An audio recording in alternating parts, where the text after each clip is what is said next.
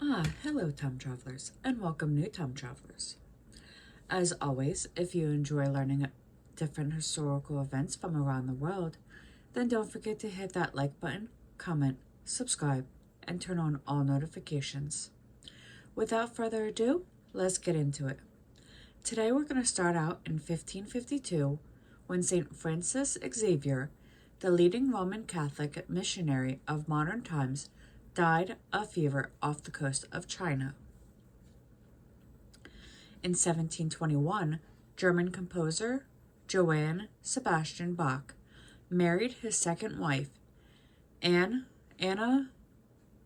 Magdalena Wilchen, the daughter of a trumpeter at Weissenfields. In 1818, Illinois was admitted as the 21st state of the United States of America. In 1854, after hastily constructing a fortification and barricading themselves inside, miners or diggers working in the Eureka Goldfield in Victoria, Australia, opened fire on government forces surrounding the stockade, the culmination of long-standing grievances on the part of the diggers. 3 years later, in 1957, English writer Joseph Conrad, whose notable works included the novel Lord Jim that was published in 1900 and the novella Heart of Dukes, published 1902, was born. In 1895, Anna Freud, a founder of child psychiatrists,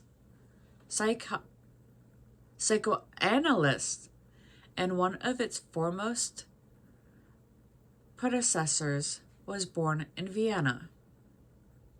In 1947, Tennessee Williams' A Streetcar Named Desiree premiered on Broadway, starring Jessica Tandy, Kim Hunter, and Marlon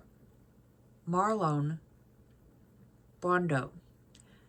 The latter two appeared in the 1951 film adaptation.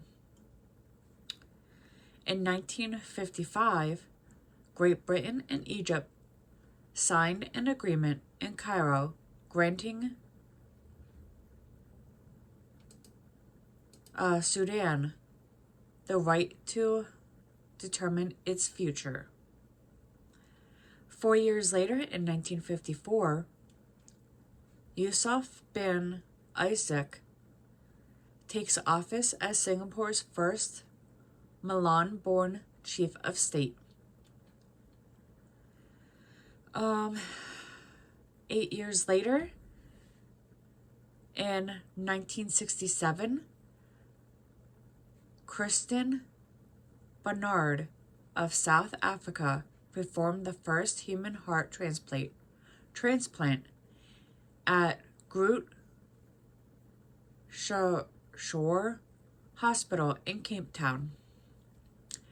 2 years later, in 1969, a two-pronged offensive by federal Nigerian forces against remaining Biafran strongholds is reportedly underway.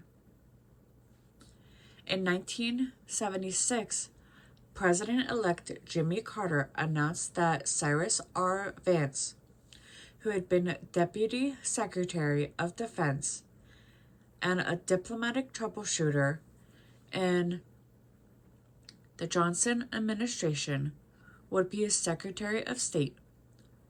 Carter also said he planned to move aggressively to get the deadlock negotiations with the USSR for a second Strategic Arms Limitation Treaty off dead center. On this day in 1984, a gas leak from a Union Carbide plant in Bipol, India, spreads over a populated area, ultimately resulting in 15,000 to 20,000 deaths and leaving some 500,000 survivors with chronic medical ailments.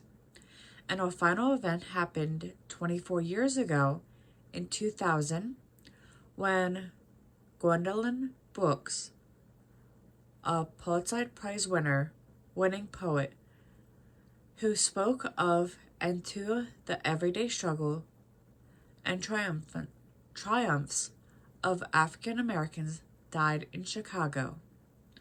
And with that, we will return to 2024 and our current history. I'll see y'all on the next one.